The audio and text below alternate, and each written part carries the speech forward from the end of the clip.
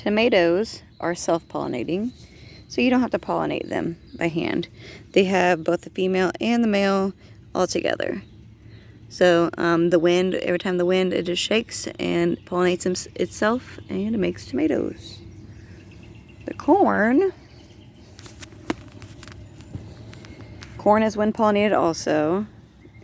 It just kind of shakes and all the pollen comes and it falls, but I also hand pollinate them. I just snap a piece off and I shake it around in there in each one, because if it's not well pollinated, the corn won't have many kernels.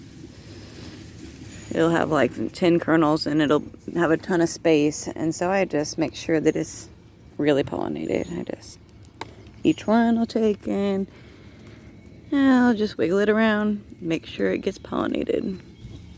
Zucchini need pollinated. These are all male flowers. I don't have any females right now. They produce way more males than they do females, so you just have to look. They look different in the inside. Pumpkins are the same way.